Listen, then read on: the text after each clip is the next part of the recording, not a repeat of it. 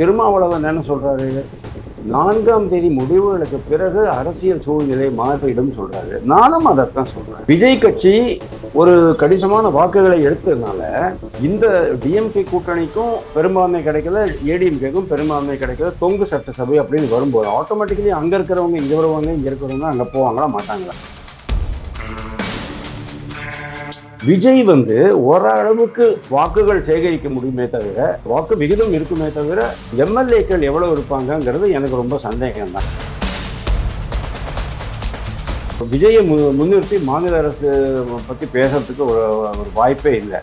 அவருக்கு என்ன ஒரு ஆசை அப்படின்னு சொன்னா, இப்போ கட்சிக்குள்ளேயே ஏகப்பட்ட குழப்பங்கள் இருக்கு. ஷானவாஸ், பனையூர் பாபு,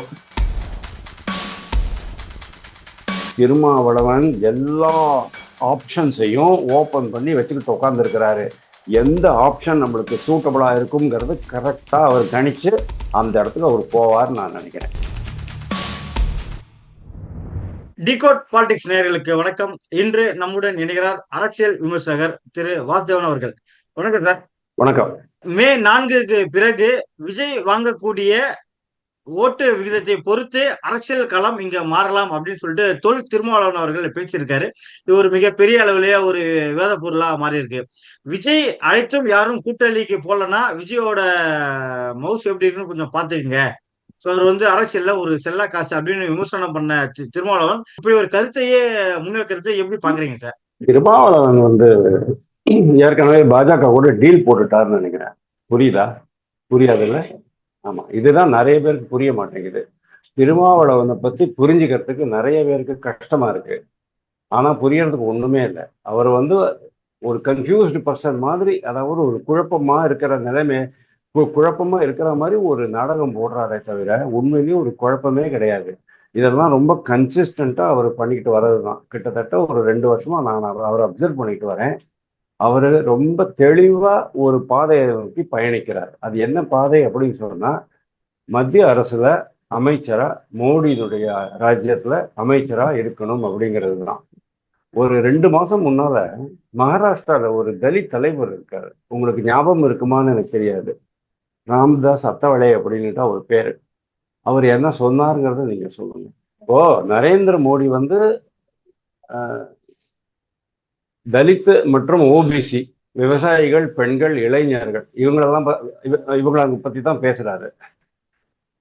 ஆல்ரெடி ஒரு தலித் அமைச்சர் அங்க இருக்கிறாரு. நிறைய தலித் அமைச்சர்கள் இருக்கிறாங்க. அதுல தமிழகத்தை சேர்ந்த ஒருவர் முருகன், எல் முருகனை இப்போ கீழே இறக்கி இருக்கிறாங்க அவினாசியில அவர் வெற்றி பெற்று அவர் எம்எல்ஏ ஆயிட்டா சொன்னா எம்பி பதவியை காலி பண்ணிடுவாங்க.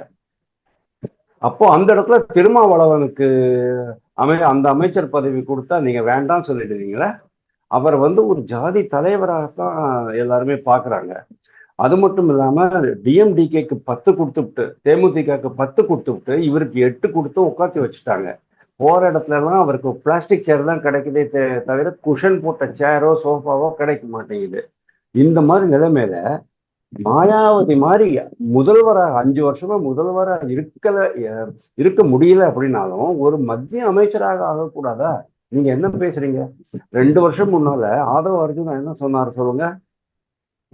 திருமாவளவனுக்கு, எங்கள் தலைவர் திருமாவளவனுக்கு முதல்வராக தகுதி இல்லையா அப்படின்னு கேட்டாரு.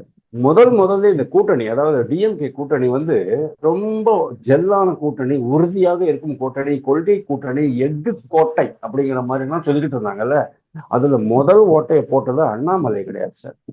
அண்ணாமலை கிடையாது. முதல்ல ஓட்டை போட முயற்சித்தது திருமாவளவன் தான். ஆட்சியில் பங்கு வேண்டும், அதிகாரத்தில் பங்கு வேண்டும் அப்படின்ட்டு கரெக்டா 2.5 வருஷம் முன்னால அவர் ஆரம்பிச்சாரு. அவரை தொடர்ந்துதான் காங்கிரஸ் கட்சி ஆரம்பிச்சது. அவரை தொடர்ந்து வேல்முருகன் ஆரம்பிச்சாரு. தமிழக வாழ்வுரிமை கட்சி தலைவர் வேல்முருகன் ஆரம்பிச்சாரு. அந்த கூட்டணியே கலகலத்து போச்சு. இப்போ நீங்க சொல்லுங்க, டிஎம்கே கூட்டணி கலகலத்து போக ஆதி காரணம் யாரு அப்படின்னு சொன்னா திருமாவளவன் தான் நான் சொல்லுவேன். 2 பேரும் ரொம்ப கரெக்டா சூழ்ச்சி பண்ணி டிஎம்கேயை கலகலத்து போக வச்சிருக்கிறாங்க. ஒண்ணு திருமாவளவன் விடுதலை சிறுத்தைகள் கட்சி தலைவராக இருந்து கொண்டு, 2வது காங்கிரஸ்ல மாணிக்கம் தாக்கூர் அண்டு பிரவீன் சக்கரவர்த்தி, இவங்க 2 பேரும் காங்கிரஸ் தலைவர்களாக இருந்து கொண்டு அங்க ஓட்ட போட்டுட்டு இருக்கிறாங்க. இதெல்லாம் தெரியாம சரி இவங்களை ஓரங்கட்டிடுவோம் அப்படிங்கிற ஒரு ஆசையில தான் முதல்வர் ஸ்டாலின் என்ன பண்ணாரு, ஒருவேளை காங்கிரஸ் போச்சுன்னா பரவாயில்ல, டிஎம்டிகே உள்ள கொண்டு வந்து நம்ம அதை லெவல் பண்ணிடலாம் இந்த பாதிப்புன்னு அவர் பார்க்கும்போது அது இன்னொரு பெரிய பூகம்பமா போச்சு. அதாவது அது வந்து இன்னும் ஒரு மோசமான முடிவா மாறிடுச்சு அப்படிங்கிறத நம்ம பார்த்தோம்.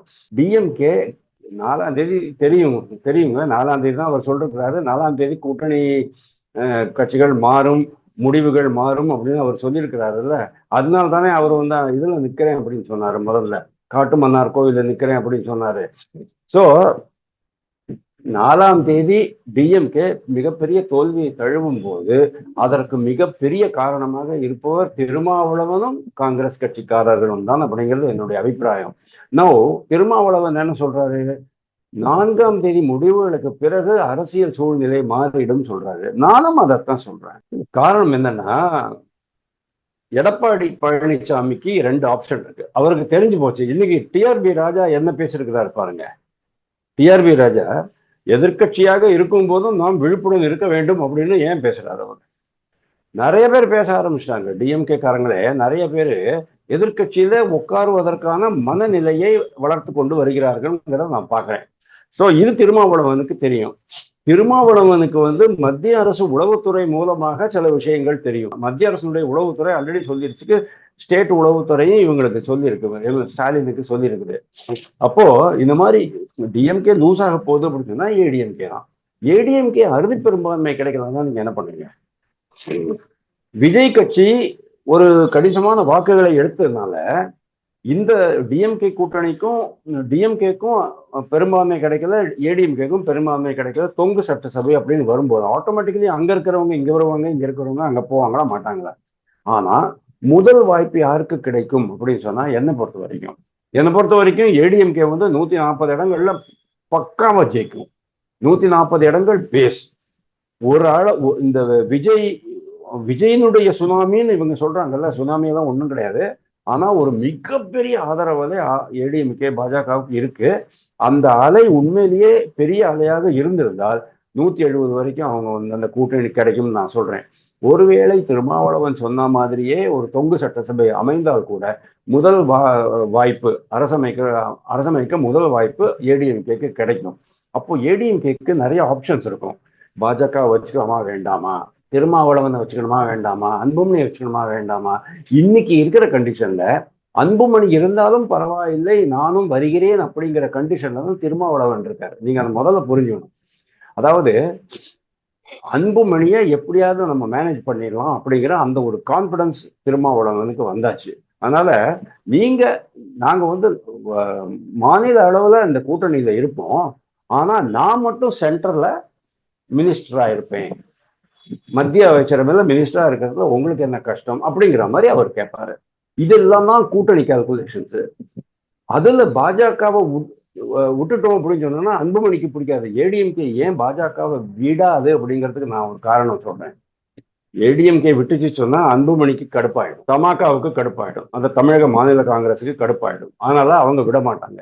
ஏடிஎம்கேக்குள்ளேயே பயங்கரமான புகைச்சல்கள் உருவாகும். ஏன் அப்படின்னா அங்க இருக்கிற ராஜ்யசபா எம்பிக்கள் இன்பதுரை மற்ற 2 பேர் இருக்காங்கல்ல, அவங்களுக்கு கூட அடுத்த மந்திரி சபை மாற்றத்துல நரேந்திர மோடி அரசுல ஏதாவது ஒரு மினிஸ்ட்ரிஷிப் கிடைக்கும் அப்படிங்கிற மாதிரி தான் அவங்க பார்த்துட்டு இருக்கிறாங்க. அந்த வாய்ப்புகள்லாம் நம்ம தேடி வரும்போது இவர் இப்படி பண்றாருன்னு சொல்லிட்டு எடப்பாடி பழனிசாமி மேல பயங்கரமான கோபம் வரும். கட்சிக்கு ரொம்ப பெரிய ப்ராப்ளம் ஆயிடும். அதனால இந்த ட்ரிப்பு எடப்பாடி பழனிசாமி அந்த விஷயத்துல கேர்ஃபுல்லா இருப்பார் அப்படிங்கறது நான் நினைக்கிறேன். திருமாவளவன் சொன்ன இந்த கருத்தை வச்சு பார்க்கும்போது பாத்தீங்கன்னா, விஜயே முதல்வராக்க ஒரு கூட்டம் தயாராயிடுச்சு, கட்சிகள் தயாராக இருக்கு அப்படின்ற சூழல் இங்க அமைஞ்சிருச்சா சார்? இல்ல முதல்வர் ஆக்குங்கிற பேச்சே கிடையாது சார். ஏன்னா விஜய் மையப்படிதான் சொல்லியிருக்காரு, குழந்தை மாதிரி அவர் ஒரு 3வது கட்சி தலைமை உருவாயிடுச்சு. அதிமுக திமுக விஜய் தலைமை தலைமையே கிடையாது. தன்னைத்தான் அவர் வந்து தலைமைன்னு சொல்லிக்குவாரு. அதிமுகவுக்கும் திமுகவுக்கும் மாற்றாக என்னுடைய தலைமையில் கூட்டணி அரசு அமைப்போம் அப்படின்னு அவர் சொல்லுவாரே தவிர விஜயை அமைப்போம், கமலஹாசனை வச்சுக்குவோம், பிரேமலதாவை வச்சுக்கோன்ற அவர் என்னைக்குமே சொல்ல மாட்டாரு. ஒண்ணு. 2வது, விஜய் வந்து ஓரளவுக்கு வாக்குகள் சேகரிக்க முடியுமே தவிர, அதாவது வாக்கு விகிதம் இருக்குமே தவிர எம்எல்ஏக்கள் எவ்வளவு இருப்பாங்கங்கிறது எனக்கு ரொம்ப சந்தேகம் தான். என்னை பொறுத்த வரைக்கும் 4-5 எம்எல்ஏக்கள் கூட வர்றது ரொம்ப கஷ்டம் தான். விஜய் வருவாரு, கரூர்காரர் வருவாருன்னு நான் நினைக்கிறேன், மதியழகன். இதை தவிர செங்கோட்டையனுக்கு ஒரு சான்ஸ் இருக்கே தவிர வேற யாருக்கும் சான்ஸ் கிடையாது சார். அப்படி இருக்கும்போது அவர் எப்படி சார் முதல்வராக வர முடியும்? ஒரு காம்ப்ரமைஸ் முதல்வருக்கு அவசியமே இல்லையே. ஏன்னா பெரிய கட்சி ஏடிஎம்கே கிட்டத்தட்ட ஒரு 115 இடத்துல வின் பண்ணிட்டாங்கன்னு வச்சுக்கோங்களேன். 118 வேணும், 3 தான் வேணும். அன்புமணி ராமதாஸ் சப்போர்ட் பண்றாரு. அன்புமணி ராமதாஸ் ஒதுக்கி விடு, நான் சப்போர்ட் பண்றேன் அப்படின்பாரு அவரு. ஆனா உண்மை என்ன தெரியுமா? அன்புமணி ராமதாஸ் 12-13 இடங்கள்ல ஜெயிக்கிறார் சார். ஆனா திருமாவளவன் 2 இடங்களுக்கு மேல ஜெயிக்க முடியாது. திருமாவளவனுடைய சென்ற சட்டசபையில 4 இடங்கள் எம்எல்ஏக்கள் இருந்தாங்க. இந்த ட்ரிப்பு 2 எம்எல்ஏக்கள் தான் இருப்பாங்க. அதுவும் இருப்பாங்களாங்கிறது எனக்கு சந்தேகம் தான். அப்படி இருக்கும்போது மாநில அரசை பத்தி அவரு விஜய் விஜயை முன்னிறுத்தி மாநில அரசு பத்தி பேசுறதுக்கு ஒரு வாய்ப்பே இல்லை. அவருக்கு என்ன ஒரு ஆசை அப்படின்னு சொன்னா, இப்போ வந்து கட்சிக்குள்ளேயே ஏகப்பட்ட குழப்பங்கள் இருக்கு. ஷானவாஸ், பனையூர் பாபு, அவங்க இவங்கெல்லாம் ரொம்ப பயங்கர கடுப்புல இருக்கிறாங்க. ஈவன் வன்னியரசும் பயங்கரமான கோபத்துல தான் இருக்கிறாரு. அவங்களெல்லாம் திருப்திப்படுத்துறதுக்காக நேற்றுக்கு தான் வந்து ஒரு தனி பதவிகளை, கட்சி பதவிகள்லாம் கொடுத்துட்டு இருக்கிறாங்க. கட்சியே வந்து கரைஞ்சு காணாம போச்சு. இது நீ கட்சி பதவி கொடுத்து எனக்கு என்ன ஆக போறதுன்னுட்டு அவங்க கேட்பாங்களா மாட்டாங்களா? அவங்களுக்கும் ஆசை இருக்குமா இருக்காதா? ஆளு ஷானவாஸுக்கு 5 வருஷமா எம்எல்ஏவா இருந்திருக்கிறாரு. அவரால் ஒரு மினிஸ்டர் கூட ஆக முடியலையே. என்ன ஒரு மினிஸ்டர் கூட நீ ஆக்கிறதுக்கு உனக்கு கெப்பாசிட்டி இல்லை, நீ எல்லாம் என்னடா தலைவர்னு அவன் கேட்க மாட்டாரா திருமாவளவனை?